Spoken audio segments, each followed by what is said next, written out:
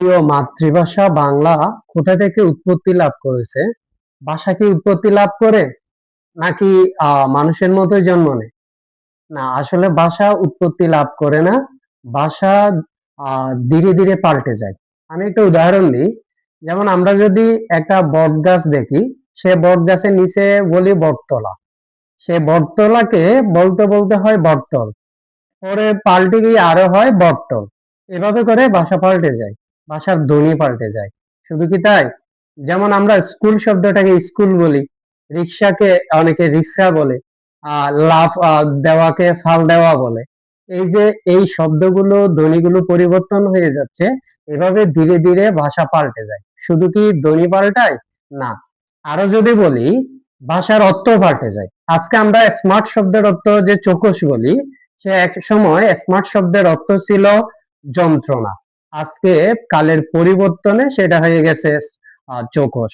আমি যদি আরো বলি, আমরা যদি স্যালারি কথাটা বলি, সে স্যালারি শব্দের অর্থ হচ্ছে বর্তমানে আমরা বুঝি বেতন বা সম্মানী, কিন্তু এক সময় এই স্যালারি শব্দের অর্থ ছিল সৈনিকদের জন্য বরাদ্দকৃত সল্ট বা লবণ।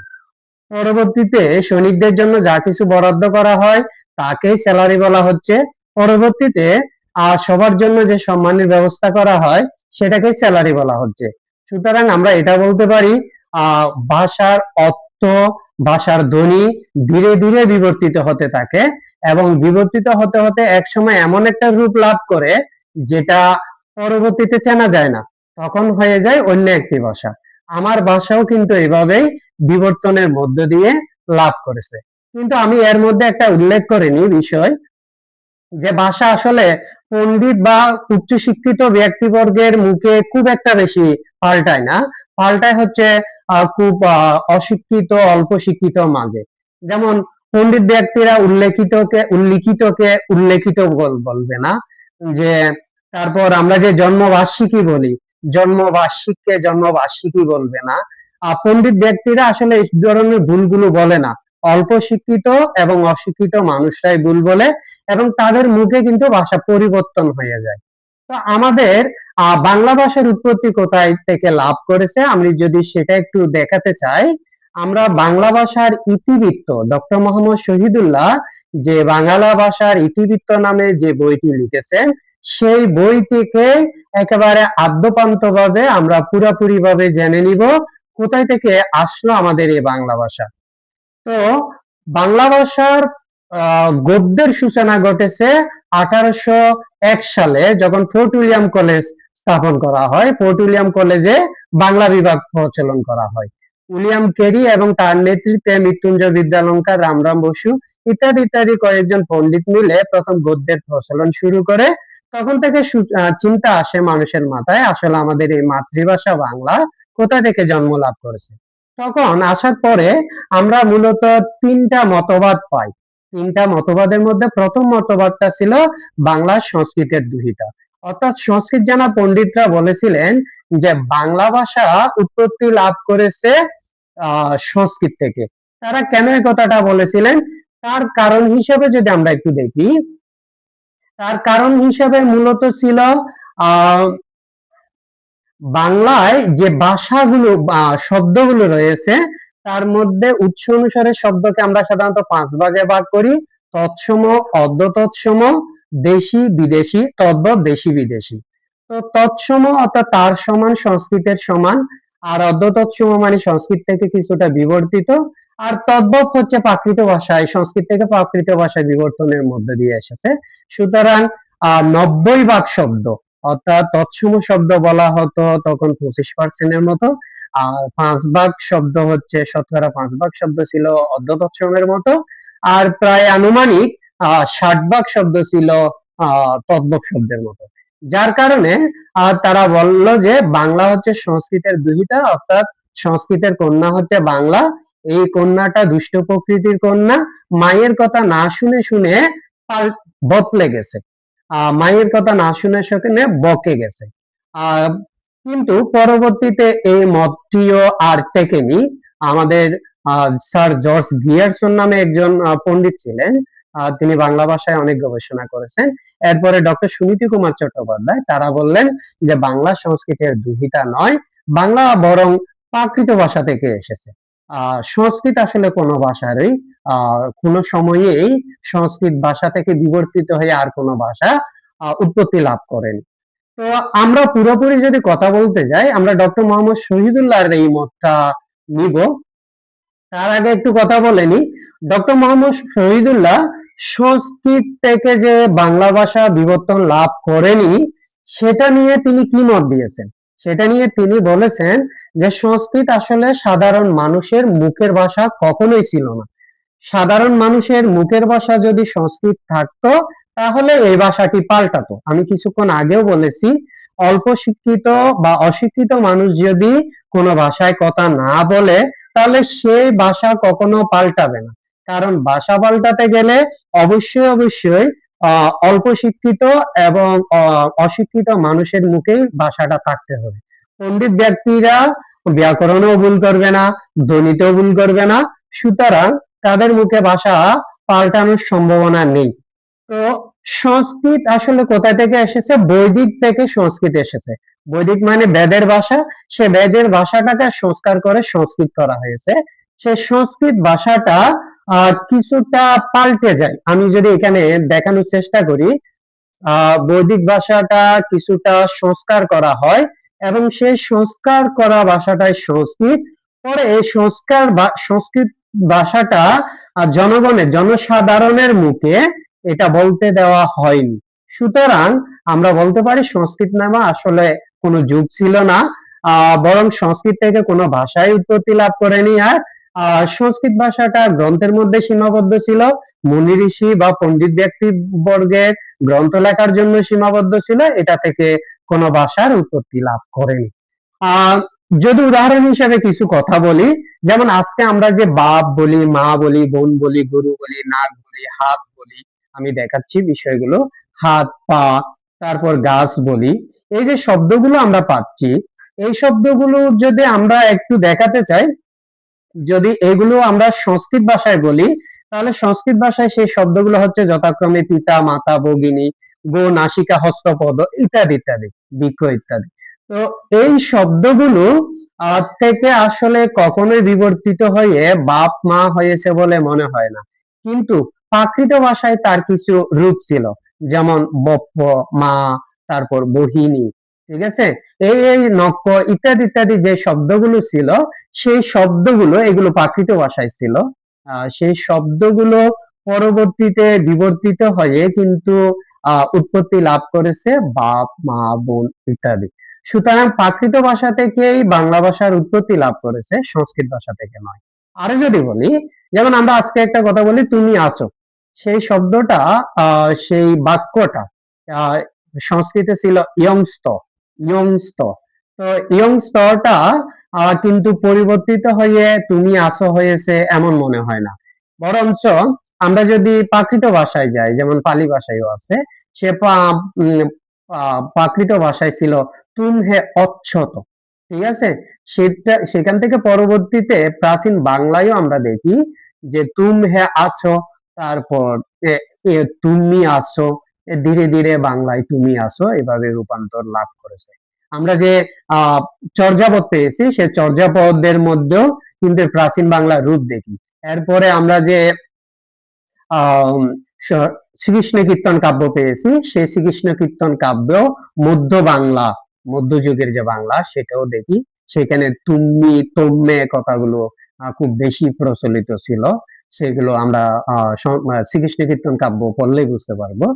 আর সেখান থেকে ধীরে ধীরে আধুনিক বাংলায় তুমি আসো হয়েছে। সুতরাং এটা বলা যেতে পারে বাংলা সংস্কৃতের গ্রহীতা নয়, তাহলে বাংলা এসেছে প্রাকৃত ভাষা থেকে। কিন্তু কথা হলো বাংলা কোন প্রাকৃত থেকে এসেছে? বাংলা কোন প্রাকৃত থেকে এসেছে? প্রথমে মত দিল স্যার জর্জ গিয়ারসন এবং সুনীতি কুমার চট্টোপাধ্যায়। এরা মত দিল যে বাংলা মাগধী প্রাকৃত থেকে, মাগধী অপভ্রংশের ভেতর দিয়ে বাংলা এসেছে। পরবর্তীতে ডক্টর মোহাম্মদ শহীদুল্লাহ এই মতের কিছু কিছু জিনিস দেখালেন, যুক্তি দিয়ে দেখালেন যে আসলে মাগধী প্রাকৃত থেকে আসেনি। যদিও সুনীতি কুমার চট্টোপাধ্যায় বা স্যার জর্জ গিয়ারসন তারা যে যুক্তিগুলো দেখিয়েছেন সেটা হয়তো কিছু কিছু ক্ষেত্রে ঠিক আছে, কিন্তু কয়েকটা উদাহরণ দিয়ে একটা সিদ্ধান্তে পৌঁছানো যায় না। পরবর্তীতে আমাদের ডক্টর মোহাম্মদ শহীদুল্লাহ মত দিলেন। এখন ডক্টর মোহাম্মদ শহীদুল্লাহ এই মত দেওয়ার পরে ডক্টর মোহাম্মদ শহীদুল্লাহর মতটাও যে এরপর তিনি যে মত দিলেন গরীয় প্রাকৃত থেকে গরীয় অপভ্রংশের মাধ্যমে যে বাংলা এসেছে, সেটা তিনিও কিন্তু পরিপূর্ণভাবে বলে যেতে পারলেন না। এটা যে গরীয় প্রাকৃত নামে কোন ভাষাটা কোন সময়ে কোন অঞ্চলে প্রচলিত ছিল, এক্স্যাক্টলি আমরা সে কথাটা আসলে কোথাও পাইনি বা কোথাও এক্স্যাক্টলি এই সময়টা তিনি নির্দেশ করতে পারলেন না। শুধু তিনি দণ্ডী নামে একজন লেখককে দেখালেন, যিনি গৌরী প্রাকৃত নামে একটা প্রাকৃতের কথা উল্লেখ করেছিলেন। সেখান থেকে তিনি নামটা নিয়েছেন এবং তিনি সেখানে এই কথাগুলো এই বইয়ের মধ্যে লিপিবদ্ধ করেছেন। সুতরাং ডক্টর মোহাম্মদ শহীদুল্লাহ যে গৌরী প্রাকৃত থেকে গৌরী অপভ্রংশের মধ্যে দিয়ে বাংলা উৎপত্তি লাভ করেছে, সেই কথাগুলো যে আমরা একেবারে মেনে নিতে পারি এমনটাও না। তবুও ডক্টর মোহাম্মদ শহীদুল্লাহর মতকে যদি আমরা ধরে নিই, তাহলে আমাদের এই ভাষাটা কোথায় থেকে একেবারে বিবর্তন লাভ করেছে তার একটা চার্ট তিনি বা লিস্ট একটা তিনি দেখিয়ে গেছেন তার বাংলা ভাষার ইতিবৃত্ত গ্রন্থের একেবারে শেষের দিকে একটা পৃষ্ঠায় তিনি একেবারে পরিপূর্ণভাবে দেখিয়েছেন। আমি যদি দেখাতে চাই একেবারে প্রথম থেকে, আমাদের যে আমরা পৃথিবীতে বর্তমানে যে ৭,৫০০ কারো কারো মতে ৪,৫০০ কারো কারো মতে ৩,৫০০ ভাষার কথা বলতেছি, সে ভাষা মোটামুটি ১২ থেকে ১৪টি ভাষা বংশ থেকে উৎপত্তি লাভ করেছে বলে ভাষাবিদদের ধারণা। তো তারা যে ভাষা বংশগুলোর কথা বলেছেন তার মধ্যে অন্যতম একটা ভাষা হচ্ছে ইন্দো ইউরোপীয় ভাষা বংশ, যেটা আমাদের ডক্টর মোহাম্মদ শহীদুল্লাহ ইন্দো ইউরোপীয় বলেননি, তিনি হিন্দ ইউরোপায়ন নামে তিনি বলে গেছেন। যেটা তিনি বলেছেন আনুমানিক ৫,০০০ খ্রিস্টপূর্বাব্দে প্রচলিত ছিল। এই আনুমানিক ৫,০০০ খ্রিস্টপূর্বাব্দ মানে আমি একটু বলে নিই, আনুমানিক ৫,০০০ মানে আজকে ২০২৬, তার মানে আনুমানিক প্রায় ৭,০০০ বছর পূর্বে এই ভাষা প্রচলিত ছিল বলে ধারণা করা হয়। আর ইন্দো ইউরোপীয় নামে আসলে কোনো ভাষা বংশ ছিল না। ভাষাটা যেহেতু কিছুটা ইন্ডিয়া বা তথা ভারত এবং ইউরোপের দিকে ছড়িয়েছে, তাই এই ভাষা বংশটা আমরাই নামকরণ করেছি ইন্দো ইউরোপীয় নামে।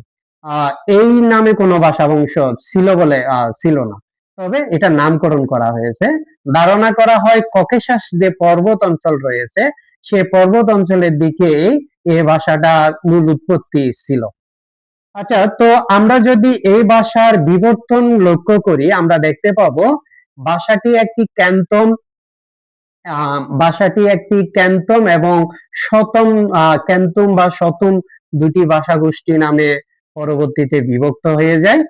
ক্যান্তম ভাষা থেকে আমরা আজকে যে ইউরোপের অনেকগুলো ভাষা দেখি, বিশেষ করে এই যে ইংরেজি ভাষা, যে ভাষাটি বর্তমানে এত দাপটের মধ্যে দিয়ে চলেছে, সেই ইংরেজি ভাষা, এমনকি ইতালির ক্যালটিক ভাষা, তারপর জার্মানির টিউটেনিক ভাষা, তারপর গ্রিক ভাষা, পর্তুগিজ ভাষা, স্পেনীয় ভাষা, রোমানীয় ভাষা, এগুলো মূলত ক্যান্তম শাখা গোষ্ঠী থেকে ছড়িয়েছে। এখন ইন্দো ইউরোপীয় থেকে ক্যান্তম কেমনে হলো? ক্যান্তম হলো এভাবে, আমরা অনেক ক্ষেত্রে দেখি একটা ধ্বনি একটা অঞ্চল ভেদে বা গোষ্ঠী ভেদে বদলে যায়। আমি উদাহরণ হিসেবে বলি, যেমন নোয়াখালীর মানুষরা ফানিকে হানি বলে, অর্থাৎ ওরা যেখানে ফ আছে বেশিরভাগ ক্ষেত্রে দেখা যাবে তারা হ উচ্চারণ করে সেটা। তো এই যে এই ধরনের একটা উচ্চারণের প্রবণতা অনেকের ক্ষেত্রে দেখা যায়। তো যেখানের মধ্যে ইন্দো ইউরোপীয় ভাষা বংশের মধ্যে ক ধ্বনিটা রক্ষিত ছিল, অর্থাৎ টা রক্ষিত ছিল, আমরা পৃথিবীর কিন্তু ধ্বনিগত মিল বা বিভিন্ন ভাষার মধ্যে ধ্বনিগত মিল খুব বেশি পাই, শব্দ দেখেই মূলত ভাষা পাল্টানো শুরু বেশি করে। তো সেই হিসেবে বলতে পারি ক বা টে ধ্বনি যেখানে রক্ষিত ছিল সেটা ক্যান্তম, পরবর্তীতে ক থেকে যেগুলোতে শতে রূপান্তরিত হয়েছে সেটা শতম ভাষা গোষ্ঠী। এই যে শতম ভাষা গোষ্ঠী প্রায় বলা যেতে পারে ৩,৫০০ খ্রিস্টপূর্বাব্দে এটা প্রচলিত ছিল। তো এই 3500 খ্রিস্টপূর্বাব্দে শতম যে ভাষা গোষ্ঠীটা প্রচলিত ছিল, সে ভাষা গোষ্ঠী থেকে মূলত 4টি ভাষা বংশ আহ বিস্তার লাভ করে, যেটা আমরা বর্তমানে আলবেনিয়ার দিকে যে জায়গাটা আছে সেখানে আলবানিক, এবং আর্মেনিয়ার দিকে যে জায়গাটা আছে সেটা আর্মেনিক, এবং স্লোভেনিয়ার দিকে যে ভাষাগুলো ছড়িয়েছে সেটা বাল্টো স্লাভেনিক। তারপর এরপরে আর্য ভাষা। আর্যরা ছিল যাযাবর প্রকৃতির জাতি। তারা, আর্য শব্দের অর্থই হচ্ছে সৎ বংশজাত। তারা মূলত বর্তমানে ইরান, আগে পারস্য নামে প্রচলিত ছিল, ইরান হয়ে পরবর্তীতে বর্তমান যদি একেবারে বলি, আফগানিস্তানের কাইবার যে প্রদেশ আছে, সে কাইবার প্রদেশ দিয়ে কিন্তু পাকিস্তান হয়ে বর্তমান ভারত হয়ে আমাদের এই বঙ্গদেশ পর্যন্ত তারা চলে এসেছিল। তো তারা যে ভাষাগুলো ছড়িয়েছে সেগুলোই মূলত আর্য ভাষা। আমাদের বাংলা ভাষার সাথে সম্পর্ক আছে এই আর্য ভাষার। আর্য এই আর্য ভাষাটি আহ পরবর্তীতে 3টি ভাগে বিভক্ত হয়ে যায়। একটা হচ্ছে দারদিক, একটা ইরানিক, একটা হচ্ছে আহ বাল্টো সরি একটা ইরানিক, একটা দারদিক, একটা হচ্ছে ভারতীয়। তো এই ভাষাটা যে পরবর্তীতে যে পাল্টে যায়, সেই আমি একটু দেখানোর চেষ্টা করতেছি। ইরানের দিকে যে ভাষাগুলো, বর্তমানে ইরানের দিকে যে ভাষাগুলো রয়েছে, সেই ইরানের সে ভাষাগুলোকে আমরা মূলত ইরানিক ভাষা বলি। এরপর এইখান থেকে অনেকগুলো ভাষাই কিন্তু পরবর্তীতে উৎপত্তি লাভ করেছে। এরপরে দারদিক ভাষা, যেটা বর্তমান পাকিস্তান আফগানিস্তানের মাঝামাঝি জায়গার মধ্যে বিভিন্ন ভাষায় বিবর্তন লাভ করেছে। পরবর্তীতে হচ্ছে ভারতীয় ভাষা। এখন এই ভারতীয় ভাষা পরবর্তী পাল্টে যায়। আর্যদের একটা ধর্মগ্রন্থের নাম ছিল বেদ।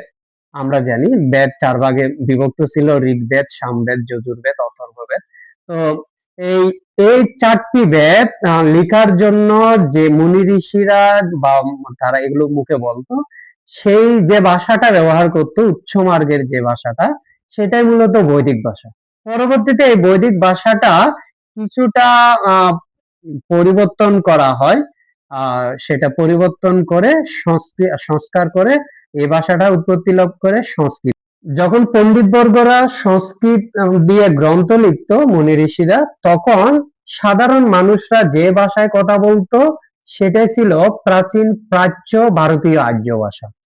সে প্রাচীন প্রাচ্য ভারতীয় আর্য ভাষাটা পরবর্তীতে প্রায় আনুমানিক 800 খ্রিস্টপূর্বাব্দে প্রাচীন কথ্য ভারতীয় আর্য নামে এটা লাভ করে। এই প্রাচীন কথ্য ভারতীয় আর্য ভাষা থেকে বিভিন্ন প্রাকৃত ভাষার সৃষ্টি হয়। সেই প্রাকৃত ভাষা কোনগুলো? যেমন প্রাচীন উদিচ্য, প্রাচীন ষোড়শিনী, প্রাচীন প্রাচ্য, পালি, অশোক লিপি। আমি এখানে সঙ্গত কারণে কিছু কথা বলে রাখি। উত্তর দিকের গুলো, ভারতবর্ষের উত্তর দিকের গুলো উদিচ্য, মানে উত্তর দিকে তো উদিচ্য বলি আমরা, আর যেটা পূর্ব দিকে সেটা প্রাচ্য, আর যেটা পশ্চিম দিকে সেটাকে আমরা সাধারণত পাশ্চাত্য বলি। তো বাংলা যেহেতু ভারতবর্ষের পূর্ব দিকে অবস্থিত, তাই বাংলা প্রাচ্য নামে, প্রাচীন প্রাচ্য থেকে উৎপত্তি লাভ করেছে। এই প্রাচীন প্রাচ্য ভাষা থেকে শুধু বাংলা না, যে আজকে যে শ্রীলঙ্কার সিংহলি যে ভাষা, সিংহলি, সে আধুনিক সিংহলি ভাষা, পরবর্তীতে মালদ্বীপের ভাষাগুলো, মালদ্বীপী ভাষা, সেগুলো লাভ করেছে। প্রাচীন প্রাচ্য ভাষাটা পরবর্তীতে সিংহলি, মহারাষ্ট্রীয়, ওই যে মহারাষ্ট্র আছে ভারতের, মহারাষ্ট্রীয় প্রাকৃত এবং অর্ধ মাগধী প্রাকৃত, মাগধী প্রাকৃত এবং গৌড়ী প্রাকৃত নামে বিভক্ত হয়ে যায়। তো ডক্টর সুনীতি কুমার চট্টোপাধ্যায় এবং জর্জ গ্রিয়ারসন এরা বলেছিলেন মাগধী প্রাকৃত থেকে মাগধী অপভ্রংশের ভেতর দিয়ে হয়েছে বাংলা। কিন্তু পরবর্তীতে ডক্টর ডক্টর মোহাম্মদ শহীদুল্লাহ মতটা দিলেন যে মাগধী প্রাকৃত থেকে মাগধী অপভ্রংশের ভেতর দিয়ে নয়, বরং গৌড়ী প্রাকৃত থেকে গৌড়ী অপভ্রংশের পরে। অপভ্রংশ কেমনে হয় একটু বলি। প্রাকৃত মানে হচ্ছে প্রকৃত মানুষের ভাষা। এই প্রকৃত মানুষের ভাষা যখন খুব বেশি ভুলে ভরা হয়ে যায়, তখন সেই স্তরটাকে বলা হচ্ছে অপভ্রংশ। তাই এই অপভ্রংশ ভাষাটা পরবর্তীতে গৌড় অপভ্রংশ ভাষাটা ডক্টর মোহাম্মদ শহীদুল্লাহ বলেন যে তিন ভাগে বিভক্ত হয়, একটা হচ্ছে বিহারি, একটা হচ্ছে প্রাচীন উড়িয়া, আর একটা হচ্ছে বঙ্গ কামরূপী। অর্থাৎ তিনি প্রাচীন বাংলা যেটা যেটা আমরা চর্যাপদে পেয়েছি সেটা অন্যান্য পণ্ডিতগণ প্রাচীন বাংলা বলল, তিনি সেটার নাম দিয়েছেন বঙ্গ কামরূপী। এবং সে বঙ্গ কামরূপীর পরে তিনি দেখিয়েছেন দুটি ভাষা উৎপত্তি লাভ করেছে, একটা হচ্ছে বাংলা, আর একটা হচ্ছে আসামের অসমীয়া ভাষা বা আসামি ভাষা। আহ যদিও তিনি অসমীয়া ভাষা বলেছেন